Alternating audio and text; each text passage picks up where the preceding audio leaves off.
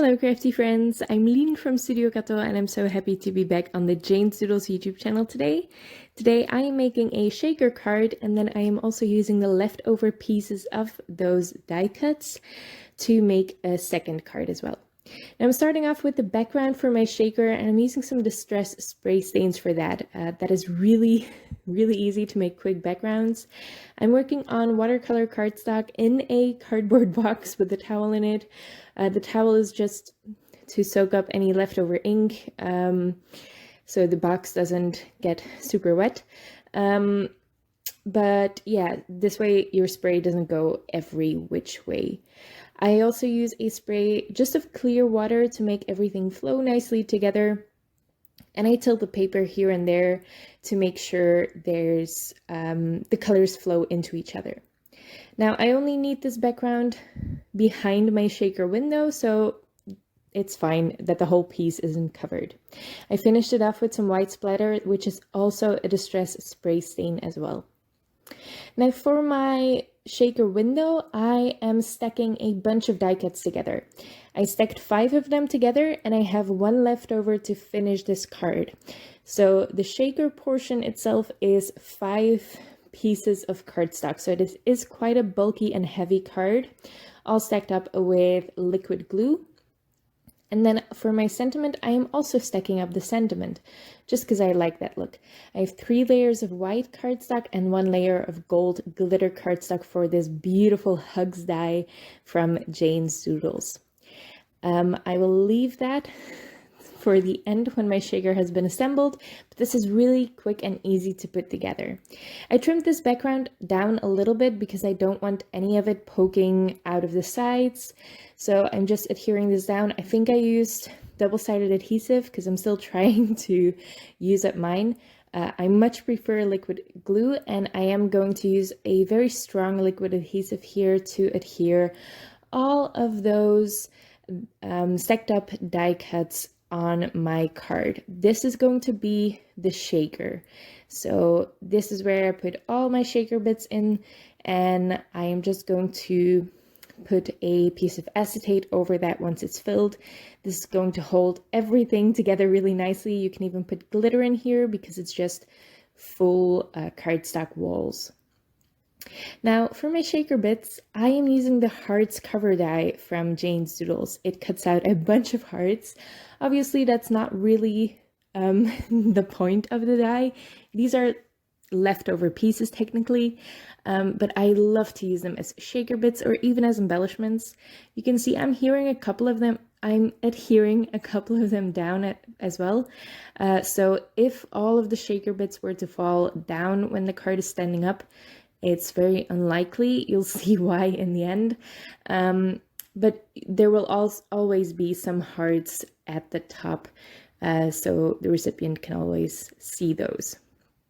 I'm also adhering a couple of gems down. I'm just making sure that I'm not taking the super bulky ones because otherwise my window isn't going to fit over them. You absolutely can skip this part. You don't have to adhere anything down in the shaker. I just like the idea. I think I saw Jennifer McGuire do it, and I do like that there's always going to be something at the top of the shaker as well. I'm doing a couple at the bottom too, because I realized that with the paper pieces and the glitter as my main shaker bits, most of that is actually going to be pretty staticky with the acetate that I'm going to put down. I use some double-sided adhesive here. I prefer adhering acetate with double-sided adhesive because liquid glue can take a while to dry.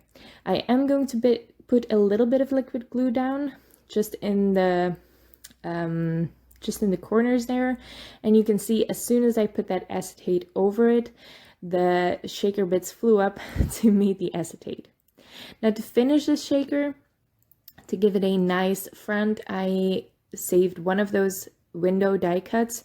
This is an old one from Reverse Confetti. Reverse Confetti has entirely been discontinued, sadly, but you can use any basic die to create your window. I like this oval shape and I like the way it fits with the hugs die as well. So I'm just finishing that off. I did have plenty of hearts left over, so I'm using a couple as embellishments, and I'm also using more of those clear gems that I used inside of the shaker to embellish this card further as well. I'm using Nouveau Deluxe adhesive. That is a strong liquid adhesive I recommend for adhering anything slick down. So acetate, you could adhere down with this. You just have to make sure it's dried. And I usually don't have the patience to wait for it to dry. So that's why I use double-sided adhesive for most of my shakers. That's this card finished, but I already have a couple of die cuts left over from those Hugs die cuts that I used for the sentiment. So I wanted to make a card with that, and I'm using my favorite trick that I don't use often enough. This is a sentiment set from Doodles. It's the Love You sentiment set. I'm treating these as Valentine's Valentine's Day cards, sorry. And I am adhering this down in my MISTI with some purple tape, so the entire sentiment set. That way I can use it as a background stamp. I am first stamping 1/2 of my card, or a little bit more of it, and then I'm going to shift my card in my MISTI. I am using Distress Oxide Pumice Stone ink. I love this light gray ink. It's my favorite because it's a Distress Oxide ink. I don't love the finish of Distress Oxide ink usually. It's just not my cup of tea. It's a very cool finish that you can use to your advantage, but it's just not my cup of tea anymore. But I do love this pumice stone because it seems to glow on white cardstock. Once that panel is finished, I can work on that leftover Hugs, and I have one that I purposely die cut straight into that oval window. And that way I can use this as a focal point.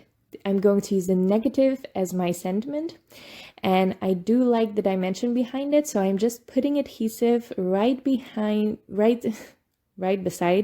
the negative space of the die cuts, and then I can just trim away any bits that don't fit behind that first oval. And I am backing this with some leftover rainbow cardstock that I made. These are just really small strips of cardstock that I glued together. You can use any pattern paper. I just had this left over actually from another card I made with this Hugs die. I should have shown you this in this video, but I completely forgot. I will link to it. I have it on Instagram. I think Doodles has it on her Instagram as well.